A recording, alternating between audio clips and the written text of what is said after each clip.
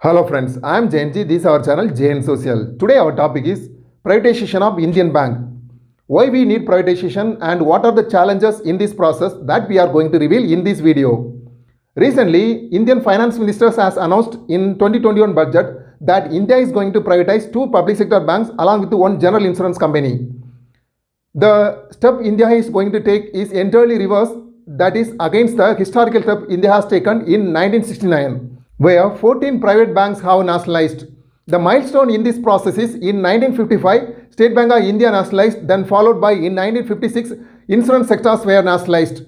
Then over a period, the number of public sector banks increased to 28. Then after that, amalgamation and merging of few banks together, the number reached to 12.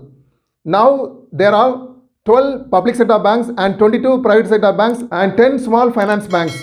In 2015, Indian government tried to privatize public sector banks, but then RBI governor not interested in this process. Now Indian government plan to meet the budget deficit of 1.7 lakh crore rupees through disinvestment. So Indian government plan to privatize public sector banks along with the asset reconstruction company, that is bad banks, that will be entirely owned by banks. In financial year 2020, the public sector banks collectively have 6.8 trillion rupees of non-performing assets, which is compared to 2019, it is low. In 2019, the non-performing assets value is 7.5 trillion rupees.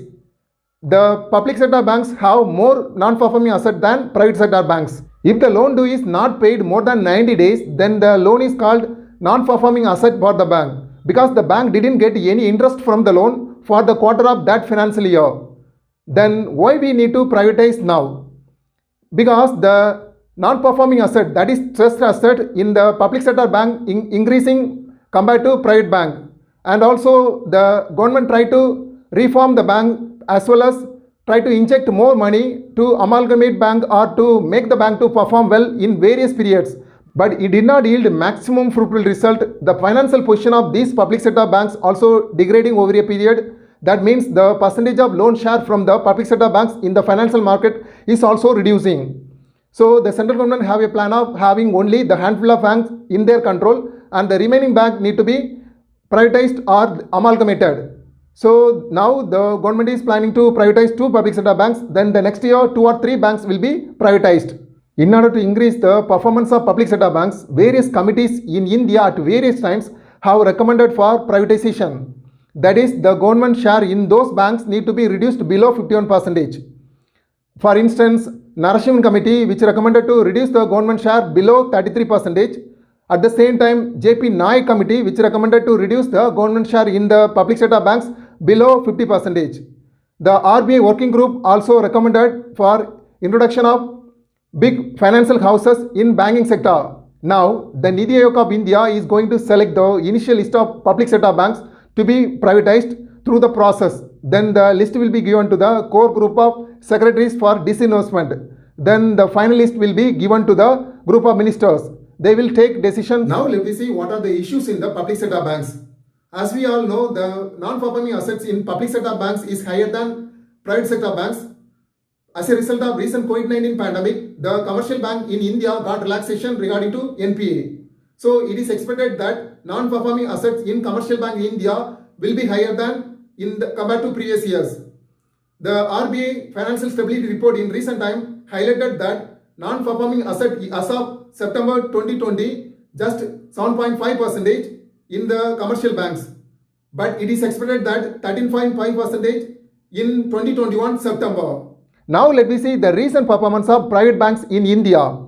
In 2015, the private banks total loan share is 21%. That is out of total loan share of commercial banks in India. That has increased to 36% in 2020. At the same time, the total loan share of public sector banks during the same period has reduced from 74% to 60%. The private banks are investing on technology and inventing new products and increasing their customer base, but the public sector banks lacking in those areas. The private banks also facing some kind of challenges like poor governance, and also they are under-reporting their NPA to the RBI. Because of they may get the wrath of RBI, so they are worrying about that. At the same time, in recent time, private banks like Yes Bank and Lakshmi Vilas Bank also faced administrative challenges. So we cannot come to the conclusion that privatization is the only solution for long-lasting problem in Indian banking sector. We also need to think over why can't we group few banks together to form a corporation like LIC, because in LIC India is holding maximum share and also it is still a government company, but LIC, that is Life Insurance Corporation of India, playing a dominant role in insurance sector. So if you group few banks together to form a corporation, then give more autonomy to administer that bank, then we may expect good growth and also good benefit for the Indian economy. Okay friends, what do you think about this video? Do you think that the privatization will be the long-lasting solution for historical problem in Indian bankings, or otherwise we need to group few banks together to form corporation like LIC to play a dominant role in Indian economy and also give more autonomy to these banks, then they will perform well and act as a basic building block of Indian economy? Give your opinion in our comment section. We shall meet again in our next discussion. Until then, take care, love you all, bye bye.